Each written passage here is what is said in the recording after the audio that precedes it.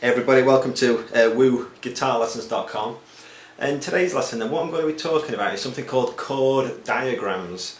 Now, in the last lesson we looked at playing the A minor chord, which is like this.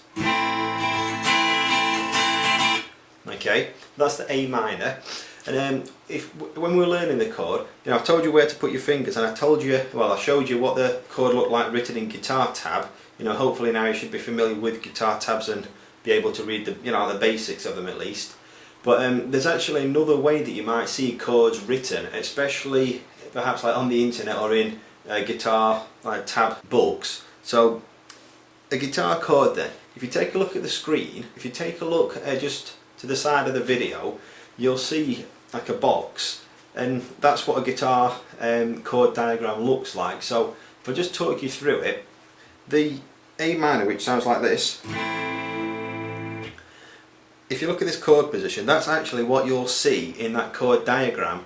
It's just a little bit sort of flipped on its side. So the chord diagram, then, if you look at it, it's very similar to guitar tabs. So with guitar tabs, it tells you where to put your fingers, and it tells you your 6 strings. That's also what a chord diagram does. So if you look at the chord diagram on the screen, then the way it works is, whereas with guitar tabs you've got your strings going up and down, on the chord diagram they go from left to right.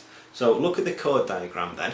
The lines going up, there's 6 of those. Okay, I'll just highlight them now so you can see what I'm talking about. And it starts on the left hand side. So the left hand string is the thick E string. Then you've got the A string, the D string, the G string, the B string, and the little thin E string. So if you hold your guitar up in front of you and twist it like this, I know on the screen it's looking away from you, but if you hold it towards you like that, that's how it looks in a chord diagram. Okay, so hold your guitar facing you like that, and that's the view that's represented in a chord diagram. So you've got your 6 strings, and then the sort of boxes coming down down the diagram. Again, I'll highlight that for you now.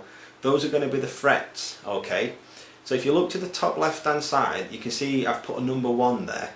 All that's doing, that's just indicating that that's fret 1. So if you were to come down those boxes, you'd have fret 1, 2, 3, 4, 5 and so on, until you get to the bottom of the chord diagram.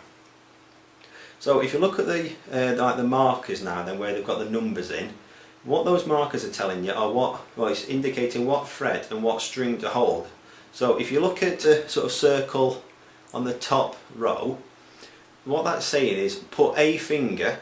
And what's good about chord diagrams is, unlike guitar tabs, it actually tells you which fingers to use. So earlier we spoke about your 1, 2, 3 and 4 fingers.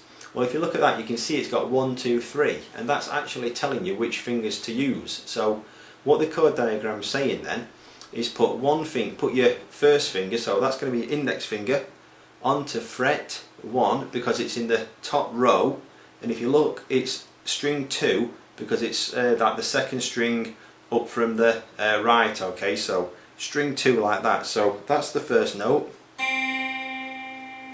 Okay, and then the next one, we're going to go to the number 2, so that's your second finger, so that's your middle finger, onto fret 2 because it's the second box down, or the second row down from the top, and it's string 4 because it's the 4th string from the right. Okay, so going up the neck, you've got 1, 2, 3, 4th string, and then across down to fret 2.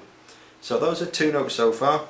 Then to finish off, number 3, so that's your 3rd finger, that's your ring finger, and that's going to go onto fret 2 again because it's the second row down from the top, and then it's string 3 because it's the 3rd sort of line from the right on the diagram. So 1, 2, 3 strings and 2nd fret. There we go. So that's the 3 notes. Now if you look right above the diagram, there's an X and 2 zeros or O's, and as we found out in the last lesson, on the A minor chord we don't actually play the thick E string, and that's what the X is telling us. Okay, so again, like I said, the lines going across the diagram are the strings on your guitar. So if it's got an X above it, that means don't play that string.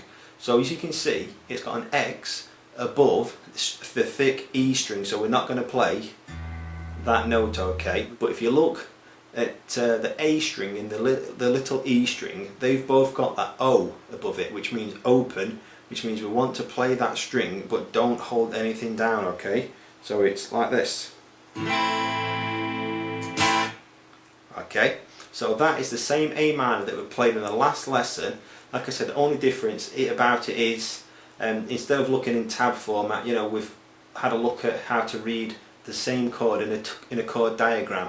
And as I said at the start of the lesson, that's just important because not every sort of tab site you're going to go on, or every guitar music site you'll go on, will always use guitar tabs. For sort of little riffs and things like that, it'll probably be guitar tabs. But when you just come across a song that's mainly made up of chords, sometimes they just show you the chord diagrams because it's a little bit quicker or easier, you know, for the person to do it that way. So that's why it's important to learn both guitar tabs and how to read chord diagrams, okay? Okay, so hopefully that's explained a few things, and you know, if you've come across them before.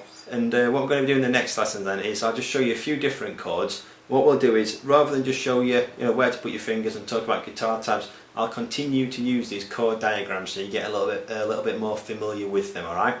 So that's everything you need to know about chord diagrams then. And in the next lesson we're going to be learning a few more different chords, a couple of different strumming patterns, and how to change from one chord to another. So thanks for watching then at wooguitarlessons.com.